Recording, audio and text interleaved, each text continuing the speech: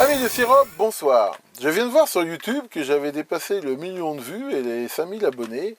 Et vraiment, encore une fois, hein, quand j'ai commencé cette chaîne, hein, il y a maintenant ça va faire 3 ans, je pensais vraiment pas que j'arriverais un jour à de tels résultats. En tout cas, c'est grâce à vous, hein, vous tous qui suivez cette chaîne, vous y abonnez, puis la faites vivre aussi le groupe Facebook. Et vraiment, bah, je vous remercie vraiment de donner autant d'intérêt à mon travail. Donc voilà, merci beaucoup pour ce résultat. Alors pour fêter ça, vite fait, j'ai pas trop de temps parce que j'ai beaucoup de travail en ce moment, mais enfin là j'ai quand même décidé de vous faire une petite vidéo pour vous parler de ce que c'est un petit peu que l'impédance d'entrée des multimètres et en quoi c'est plutôt une bonne chose et aussi pourquoi des fois c'est une mauvaise chose. Et je vais en profiter pour vous montrer deux petits accessoires justement qui permettent d'améliorer votre multimètre. Ils sont très faciles à fabriquer, ils peuvent rendre de beaux services. Alors voyons ça. Le multimètre numérique UT61E que je vous ai déjà présenté dans une vidéo. Et sur le forum, quelqu'un disait ouais, il doit avoir un défaut parce que quand je prends ici les câbles comme ça en l'air, eh ben il y a un affichage qui est pas stable et il affiche quelque chose. Et ça, c'est pas du tout un défaut, c'est tout à fait normal. Alors pourquoi c'est normal? C'est lié quelque part à la très haute impédance d'entrée de ce multimètre. C'est quoi l'impédance d'entrée? C'est en gros la résistance équivalente qu'il y a ici entre les deux entrées, ici en mode voltmètre. Pour mesurer une tension, le principe de tous ces appareils, hein, ils marchent tous sur le même principe, consiste en fait à venir mettre une sonde, hein, à faire passer un courant le plus faible possible à l'intérieur d'un système de mesure pour en mesurer la valeur. Le principe de base d'une mesure, c'est que la mesure doit le moins possible perturber l'élément qui est mesuré. Mais si on veut vraiment que ça ne perturbe pas du tout, c'est très difficile et très coûteux. Et l'idée donc c'est de perturber le moins possible. L'idée c'est de se dire, si un multimètre, comme tous les multimètres modernes quasiment maintenant, ont une impédance d'entrée de 10 mégohms, ça veut dire que quand je mesure une tension de 1 volt, je fais passer 0,1 microampère à l'intérieur des fils de mesure. Or, dans énormément de cas, 0,1 microampère, c'est un courant qui est très faible par rapport à ce qu'on mesure. Si on mesure ça sur une pile, elle s'en fout complètement de 0,1 microampère. Généralement, on va dire pour les trucs courants, absolument pas un problème. Mais quand ici, le fil, comme ici est émis et en l'air, il se considère, enfin, il marche un petit peu comme une antenne. Comme justement, il a besoin de très peu de courant pour mesurer une tension, bah, il va choper tous les parasites qu'il y a de façon domestique, en particulier du 50 Hz. C'est la même raison qui fait qu'un oscilloscope, hein, quand on touche la sonde, eh ben, on voit tout de suite un signal. Et ça va être très variable. Là, par exemple, si je le prends comme ça dans la main, voilà, on voit que ça monte plus ou moins. La façon dont je vais le prendre, si je fais avec des boucles, éventuellement, ça peut augmenter, ça peut diminuer. Enfin, vraiment, ça veut strictement rien dire. Déjà, on voit une chose, c'est qu'on va court-circuiter les entrées. Ah, c'est évidemment, ça change tout. Là, il gigote plus. De la même façon, si je le mets ici sur une tension, voilà, par exemple, je mesure une tension, toc, à ce moment-là, là, il mesure une tension.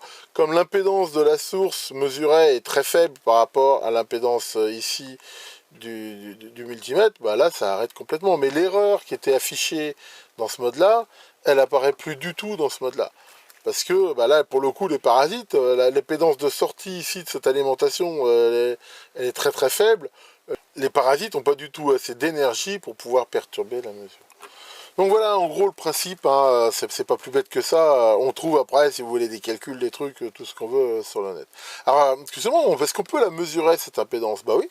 En fait, voilà, il suffit de se mettre en position ohmètre, et là, je prends d'ici, par exemple, mon flux, je vais le mettre en position voltmètre continu, et voilà.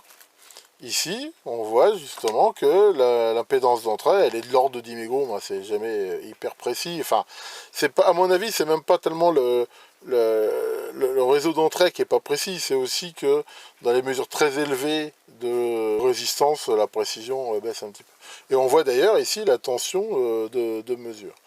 Voilà, c'est quasiment devenu une norme, hein, 10 mégohms pour tous les voltmètres. Là, par exemple, j'en prends un autre. Voilà, et bien là, on retrouve aussi quelque chose qui est quand même très proche, ici, là, pour le coup, des 10 mégohms.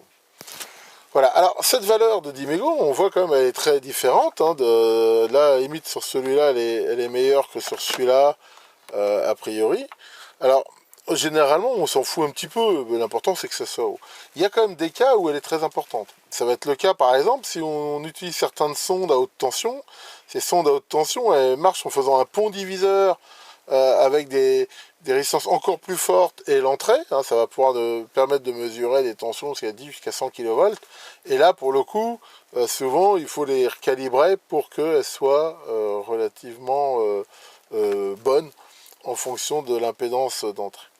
Donc voilà, ça c'est le principe. Alors, le problème qu'il y a, c'est que ce fait que ça soit une grande impédance, et ben des fois c'est un problème. Pourquoi c'est un problème? Ben justement, prenons un exemple d'un interrupteur en 220 volts, et on veut mesurer une tension, voir s'il y a une tension ou pas. S'il y a une légère fuite par l'humidité dans cet interrupteur qui fait que la résistance, c'est comme s'il y avait en parallèle une résistance, on va dire, de 100 mégahms avec l'interrupteur, et ben on mesurerait quand même une tension. Et ça, c'est justement gênant. Ce qu'on voudrait, c'est vraiment être sûr. Donc pour faire ça, il y a une astuce, hein, qui s'appelle la mesure justement à basse impédance. On trouve des fois des multimètres qui ont une position spéciale. Alors ça peut être fait par un bouton, par différentes choses. Moi j'en ai pas personnellement, mais je veux dire qu'il y a une position justement mesure à basse impédance qui fait que ça va venir diminuer l'impédance de mesure du multimètre, justement de façon à éviter un peu ces fausses mesures. Et il est très facile de se faire un adaptateur. Ah voilà, Maurice, merci. Comment j'ai fabriqué cet adaptateur? C'est vraiment à la portée de n'importe qui, c'est très facile à faire.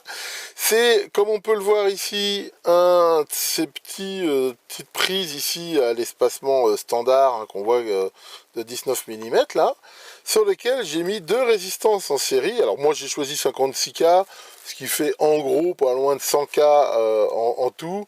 Et on va dire que ça fait passer en gros sous 240 volts à peu près 2 mA de charge. C'est souvent suffisant justement pour, s'il y a des fuites, des capacités parasites, des choses comme ça, pour baisser le système de mesure et rendre la mesure beaucoup plus fiable.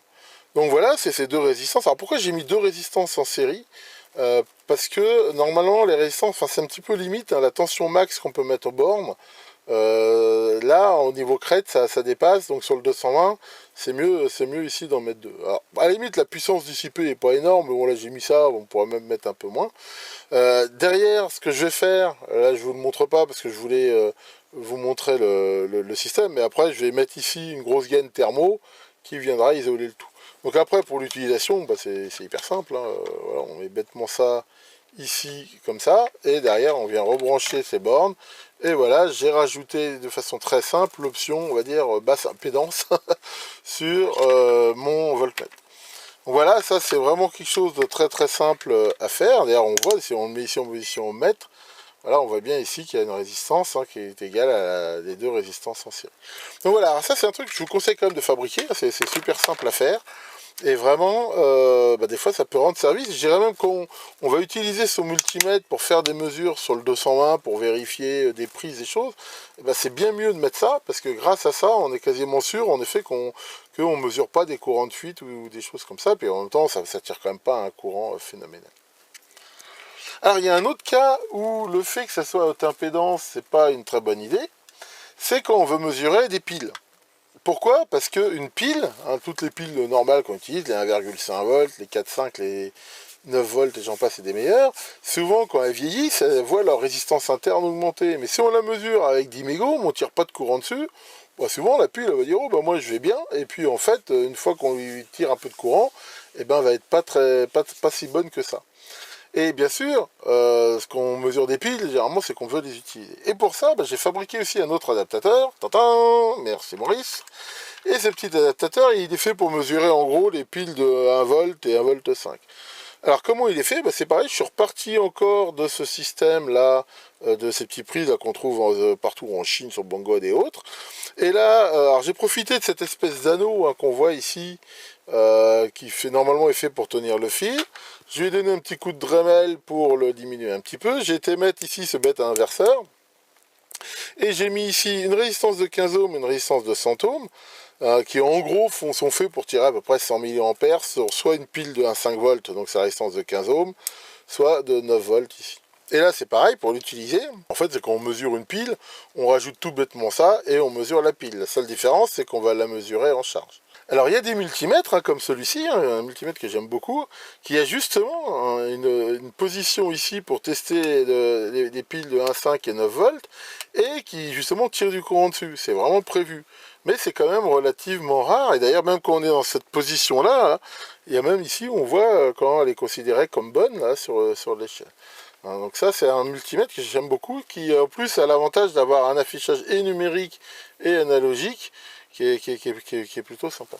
Ce qu'on voit c'est qu'avec ces deux petits adaptateurs qui sont vraiment super faciles à faire, et ben on peut vraiment améliorer la performance de son multimètre de façon très simple. Donc voilà pour cette petite vidéo de ce soir. Donc je me joins à mon ami Maurice pour vous remercier encore et vous souhaiter une très bonne soirée.